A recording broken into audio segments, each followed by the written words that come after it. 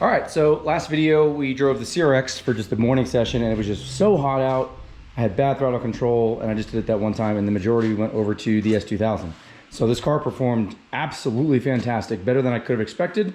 The car felt very neutral. That said, the only real complaint that I had, well, there's a couple of little things here. The seat, I removed the seat cushion out of it. I might still have it, but I took the seat cushion out just so I could sit a little lower. The seat works. It's just not the most comfortable seat in comparison to like my Sparkos. Granted, price tag's a bit different. It is what it is. Number two, the steering wheel, right? In case you're not familiar, an S2000 steering column does not articulate. So you kind of shoehorn yourself in and out of the car. I can do it. It's just kind of an inconvenience, if you will. Other than that, that was sort of it. Yeah, so the next couple things we're gonna do to the car right now are just purely for my convenience.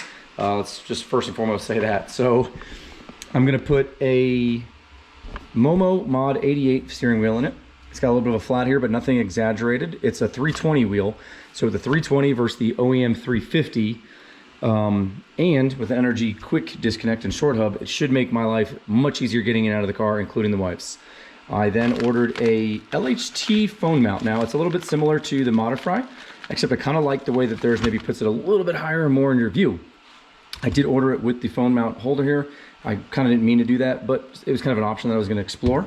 Because in case you're not familiar, normally like if you have an external GPS, I can like put my phone on it or something like that and look at my lap data that way. But since the wife and I are both going to be driving it, I opted just to buy an AIM Solo 2, and I bought a DL. So I bought the DL because we have an AEM ECU in this thing. So I bought a D connector, pain in the ass to find, but I found one on eBay. And then I bought some AMP 040 connectors. So what we're gonna end up doing is wiring the CAN inputs for the Solo into the outputs of the AEM, so we can collect all the same data essentially that the CRX basically collects. So that way when the wife does some sessions, I do some sessions, we can really just compare our stuff, and you know, if she's faster than me or I'm faster than her, or vice versa, we can really just look and analyze stuff. Necessary? Absolutely not. Your phone would totally do it with an external GPS and be good enough, but I've just grown to like the AIM stuff, and that's what it's gonna be. So essentially, once the LHT mount is in place, this is also magnetic. It's either gonna stick to this, I'm gonna use its mount, we're gonna build something for this to basically attach, and this is gonna be hardwired to the car. That way you turn the car on, this just boots up, and you don't really gotta do anything. So recapping, steering wheel, short hub, quick disconnect, LHT phone mount, AIM Solo. First, let's just start simplistic, I can't talk. First, let's just start taking the steering wheel off. Battery's already disconnected. Let's just go kind of figure out how we get that off. Didn't appear to really be much here, but this is pretty, it's obviously a panel we can pop off. Oh, almost had it. There we go, okay. There's one. I think there's one on the other side, so we're gonna take that off. Looks like typical airbag kind of stuff here. A little Torx bit there. We'll probably be able to pull out the airbag. All right, so both little panels removed. Took the one out. The other Torx screw is kind of still in there a little bit, but oh, she's got a little weight to her. And out she is. Whoop. Looks like, oh, this connector right there, you can see is the connector we already disconnected. So I'm gonna need both hands. We're just gonna pull that out. All right, so the 14mm bolt's out. You can see this is the cruise control connector, kind of goes to that, which I will want to retain that at a later date, but for today we're not going to do it because I'm going to need to design a bracket and stuff. I'm not paying 150 bucks for a relocation bracket for that. This is the horn. This is the airbag. So now, steering wheel, get it straight, and we're going to have to just kind of yank this off. There we go. Careful of the wiring. Snip that through gently. The cruise control wiring and the connectors stay here, so it won't be out of place when we put the new hub on. The new short hub, it's got a little dot, energy logo, go up. But we are gonna feed everything through here one by one first. All right, so the energy kit does come with these little resistors to plug into the airbag. Mine, I don't know if I took the connector off wrong or whatever the case is, but for now, I'm not too concerned with it. The SR light will just be on, but otherwise this is supposed to go in there to stop the SRS light from going off. So either way, my connector, I already have a ground on the energy hub, so I'm going to connect that ground to ground. Then we're going to put this yellow to this one there, and we're just going to clamp this together. Pretty self-explanatory again, energy logo at the top, match with the energy logo at the top, and I'm going to put a dab of blue Loctite on the included screws that come with it, just because I know in the CRX might have come loose after a couple of track days, so I'm just going to put some blue Loctite on them. All right, so here we are now. The mount is up in there again. Just watch LHT's video, it's pretty good. I opted to use the foam mount they come with, and the Solo 2 DL seems to fit pretty good. Has a little bit of some vibration there. I don't know if it's really going to notice that once on the track or not. I'm going to feed the CAN cable, as you see. It's going to come out behind the radio, and we're going to get back down to there in a minute, but pulled the radio out. Here's the harness. It's kind of a shit show, but I mean, we're talking, you know, lots of years ago. So this radio that it came with right here is not Bluetooth, which is not a huge ordeal, but it's kind of a pain in the ass. I mean, I don't have a plug really, or I got to remember a plug. And here's the old one that used to be in the CRX like years ago. So went in the shed, I found the connector for it. Now, granted, this is not a plug for the S2000. I could order one, but I think I'm just going to take this, since it's already chopped up, and make my own harness. And that way, when driving to the track and whatnot, I at least will have Bluetooth and maybe a slightly more new-aged radio. So I get to chopping this up. All right, so here's the AIM, you know, the CAN connector, the CAN and the RS-232 connector. So looks like I didn't put this little white piece in, I'll show you in a second, but here's the D connector for the CAN. You can see the CAN low is the blue wire, CAN high is the white wire. Those are the two pins they go to. And there's a little white connector that I'll show you in a second again. That I'm pretty sure I'm supposed to leave that in there, and I can't prove it, but I'm assuming it's for when you have this connector decked out with pins. It kind of helps segregate them through that little open area. I'm probably just going to throw some electrical tape in there because I don't want to depin these and break these because I only have these two connectors right now. I am not using the two RS-232 wires there. Those are the two right there in my pinky. I'm just going to wrap those up. And then I've got the 5 volt, which just has a connector on it. And then I butt connected a ground and added a terminal to it. And I will show you how I'm routing all this up in the car. All right, so the CAN wire I routed behind the radio. I drilled a hole up here, put a little grommet, drilled a hole through here, put a little grommet. And now we're just gonna reinstall this. It should. Still gotta put the screw in down there, but I feel like that looks pretty clean. And I need to get a little bit more out. Not much, right? I need it to be able to, I need to not hit it with the shifter, which is gonna be the hard part more than anything. I mean, that's near the hand. I'd rather it, I almost need something to like, I don't know, cleanly attach it up here or something. Figure something out. All right, so the AIM Solo, there it is going around to the grommet. It's kind of taut pretty decent. Let's just put the battery terminal on for now. Take it for a little ops check. And now, so the wiring, if I can get you guys a good view, it's coming through the radio, like I said, through back there. Zip tied up here, zip tied up there. And then it comes around, and here's all the excess wiring and whatnot. So you can see here's the power wire. It's fed into a fuse up there with the switch ignition. There's the ground. I'm just shoving all the excess wires kind of in this cavity, and this will just sort of sit here. And the old kick panel.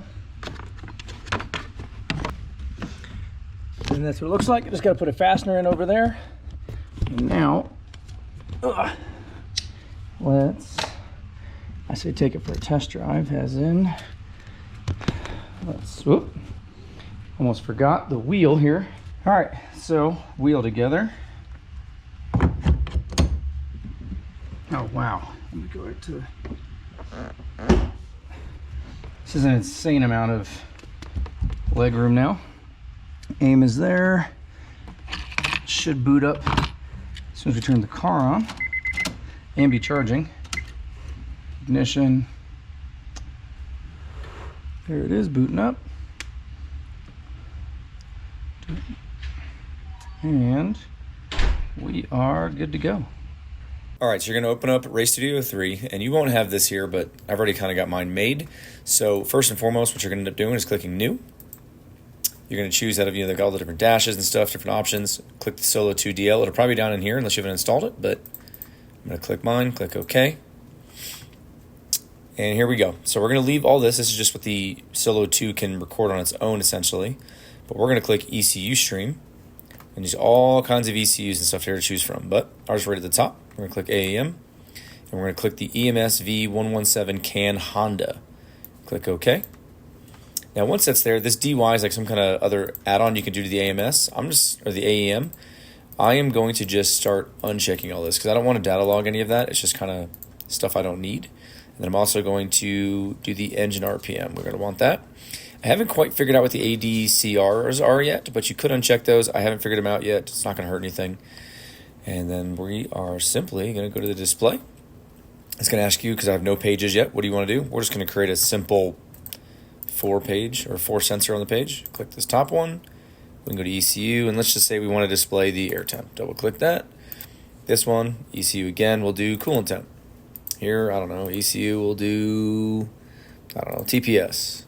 Here, you can do whatever you want, right? You can do whatever this thing can read now. But now that we've got an ECU selected, you've got ECU channels. Let's just see what battery voltage is. Cool. So once it's done, if you're not going to already be connected to your Solo 2, so if you come up here, click your little Wi-Fi icon, and as long as your Solo 2 is on, you'll be able to connect to it.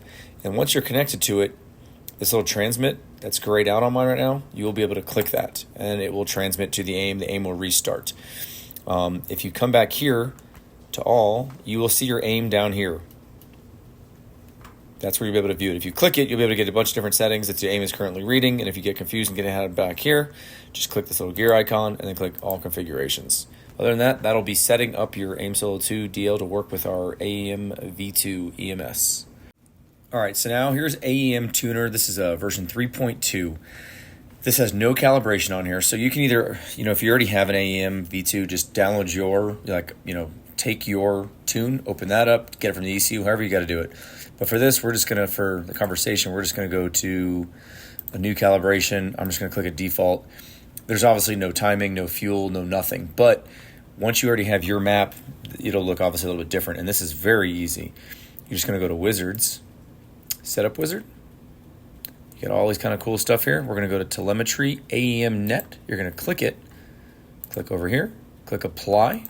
It'll nicely matched. I'm just going to close this. If you want to just validate some things, if you go to Tools, Configure Telemetry, CAN Telemetry, you'll be able to see here now like what the channels are, the CAN messages that are getting sent, and so forth, and see they've been updated. So, easy peasy, hit close, and then just upload your tune to your AEM, right? If you were connected to an ECU, you could hit upload calibration, and that's that simple, honestly, and then they will start talking to each other, your AIM 2 Solo and your AEM V2 on a Honda at least, because that's what we chose, will read no problem. All right, so I'm at the park. Gonna make a quick little test here. Let's turn it on. All right, no nearby tracks. Got it. I'm gonna create a track. Automatic creation. Sure, let's just do next. I don't know how that's gonna work. Add a start line. Oh, okay, I guess we'll just add a start line here. Enter. Go to the start line, press OK to set it. Okay. Created the track. So no name anything. If it was actually a track name, it would say it. At least my AIM dash does.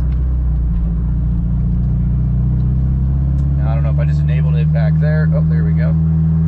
Oh, so it was already logging. So is it not going to show a running time is the question.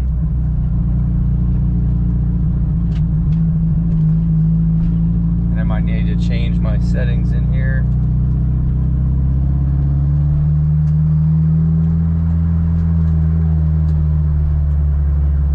Kind of feel like an idiot just doing loops here in a park.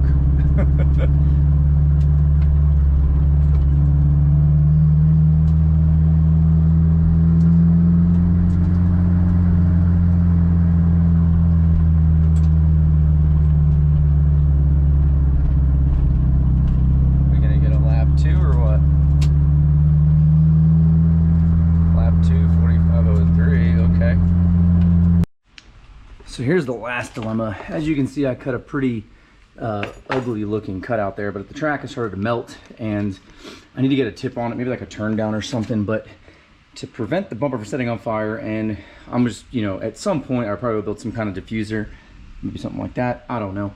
So I think I'm gonna just draw a quick little line and like just trim from like this contour, right? Like,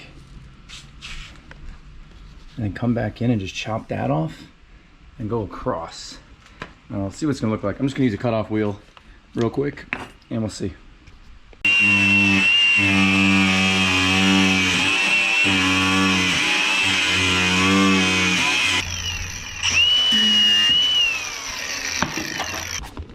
All right, it's not the prettiest, but again, we're just kind of hacking.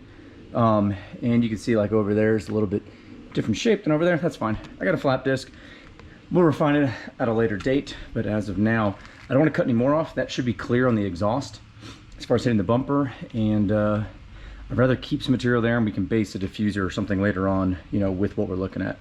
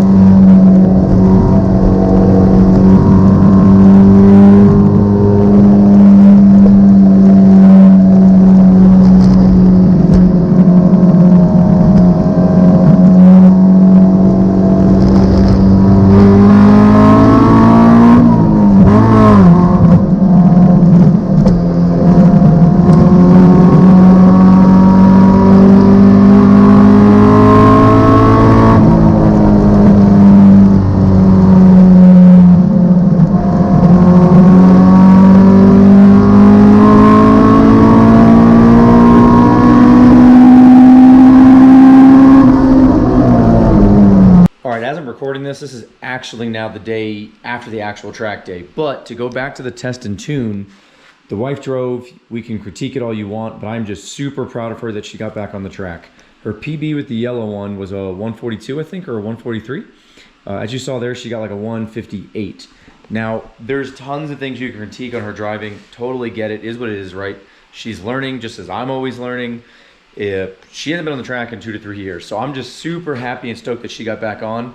And hopefully next event she's just gonna drive. So we'll see how it goes. The seat worked out for her.